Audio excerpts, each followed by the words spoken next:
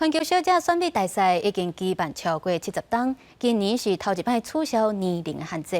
伫咧阿根廷有一位60岁律师罗德里格兹勇敢出来参加国内比赛，虽然落尾是互人淘汰，不过伊嘛摕到最佳容貌奖。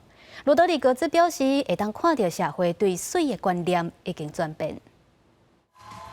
已经来到60岁的罗德里格兹，伫全国赛的参赛比武中，甲大家同款，穿管大鞋、甲游泳衫展现活力，也以亮丽红色礼服伫舞台散发自信。伊是伫环球小姐组织修改参赛年纪的限制了后，会当参赛。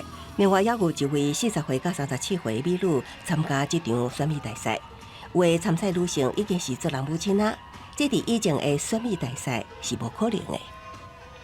Fue una aventura loca que emprendí, sin expectativas, nada más que con la idea de enfrentar un desafío nuevo. Me animé porque la verdad que había que animarse con 60 años a emprender este proyecto. 罗德里格兹伫今年4月的地区选拔赛中摕第一，得到布宜诺斯艾利斯小姐头衔，登上国际新闻版面。稍后继续参加25的全国决赛，虽然最后去互汰掉，无法度正做阿根廷小姐，搁代表阿根廷参加环球小姐选美，也毋过得到最佳容貌奖。伊认为已经成功，互人对水的看法开始转变。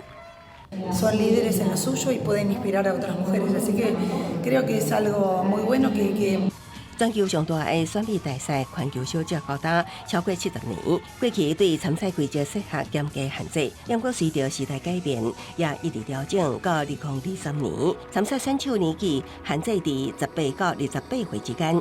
不过为2024年开始，参赛人无年纪的上限。另外，以前已经结婚、离婚、有新还是生过囡仔的，拢袂当参加。即马这个规定拢已经拍破。全国决赛迄日摕到秀冠的是29岁的贝纳加姆，那依照以前的规定是超龄，阁无法度参赛。公司新闻黄伟廉编译。